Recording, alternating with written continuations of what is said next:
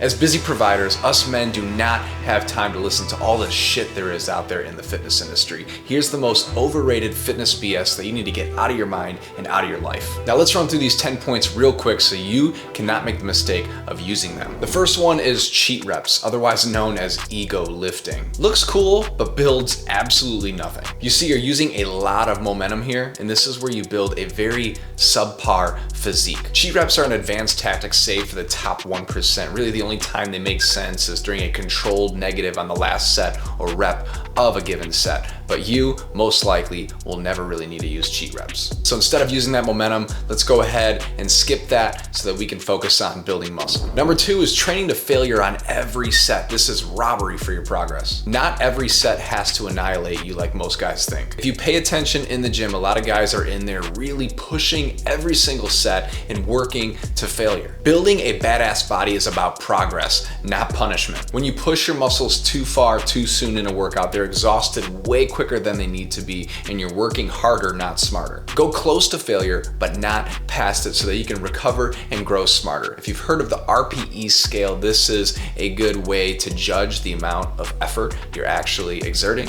And usually an RPE 8 on a scale of 10 is where you want to be so that we always have a few reps in the tank, can save them for the next set or the next exercise. Number 3 is your typical bro split, the once a week training per muscle group. Hitting each muscle group once a week when not under the proper guidance is usually wasted potential. You want to get the best bang for the buck here. Muscles recover quicker than most would think, and usually hitting them twice a week is going to give you a much higher frequency and a much better result when under the right guidance. And if you don't have the right guidance in your health and fitness life right now, you can text us at the number below and we'll set up a game plan for you on the spot to best cater to your busy lifestyle. Moving into number 4, the mind-muscle connection obsession. It's good to have awareness and know what muscle group you're working, but not at the sacrifice of intensity or load. You want to be putting enough force on your muscles to make them change, adapt, and grow. And when you're focusing too much on any given moment, you sacrifice some of this. Focus on progression first, then you can refine with that mind-muscle work at a later time. Number 5, a super common one, chasing soreness as thinking you got a good workout in. Being sore does not mean you grew. Let's get that straight. It usually just means you did something new or you haven't worked out in quite a while. The body's an adaptation machine. Soreness will almost always go away, and it is not even close to the best key indicator that you're making progress. Track your numbers, the load and intensity that you're doing on a week-to-week basis, not your soreness. Number 6, not so common, but still wreaks havoc on your lifts if you're doing it. Static stretching before your workouts. It's simply a bad warm-up.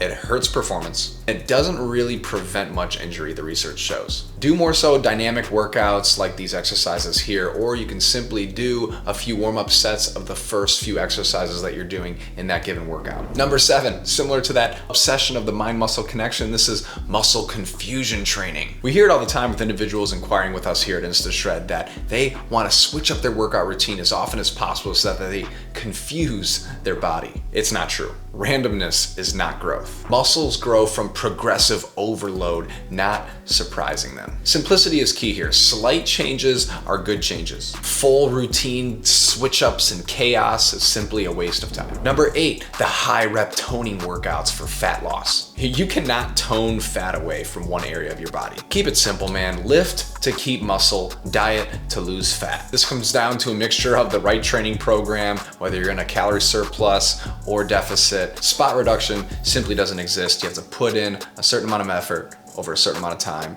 and you will get the desired result. Number 9, coming up on the end, is the 30-minute anabolic window that many think. You suck down a protein shake at the end of that workout and you're gonna get better progress than if you didn't. You do not have to slam a protein shake immediately post-workout. This has become a myth over the years. The studies have shown if you take your time, go home, shower after a workout, eat a meal within 2 hours or so, you're gonna get the same anabolic effect as if you suck down that shake right after your workout. We're trying to be high achievers that look and feel their best. We're not trying to be elite bodybuilders. So these granular things do not make enough of a difference to implement. You deserve to be focusing on your life, your business, your family, and not focusing on these small things that make such a minuscule change in your health and physique. Now, what actually matters is your total protein intake over the course of any given 24 hours. When you're hitting those parameters, the big picture, the big numbers, this is what's gonna create change over time, not saying, hey, did I have my 30-minute protein maltodextrin combination post-workout? Man, I'm telling you, it sounds crazy, but there's a lot of people that hyper-focus on these small things that do not make the difference and have them stand out amongst the rest. Number 10, last but not least, dirty bulking equal muscle gains. When you eat in a calorie surplus, especially too far in a surplus, you're gonna put on unnecessary fat. You're gonna cause more work for yourself down the road. Totally not needed. And the reality is, it's mostly fat gain disguised as size. You see the guys in the gym that are big and bulky, they're filling out their sleeves, but they don't look good. They're just a big blob. They've got a good amount of muscle mass, but also a heavy amount of body fat. A controlled surplus, a slight surplus to where most of your gains are lean in the form of muscle tissue is going to trump a eat everything mindset any day. If you can manage to avoid any of these 10 overrated pieces of fitness advice, you're gonna be well on your way to a much better body. Not to mention long-term health. You're gonna save yourself a lot of time with trial and error, and you're gonna be well on your way to building the best body and the best health that you deserve. Every single one of our clients, and our goal with them is to have that 10 out of 10 life. Mental clarity, sharpness, so that you can be at your best for yourself, your business, your family, and those things that you cherish most. For your custom plan of action, text us below at the number and we'll jump on a call with you. Design your bespoke plan that fits your lifestyle to get you the result that you deserve. Now, go avoid these BS fitness myths. Thanks for joining us here at InstaShred. We'll see you next time.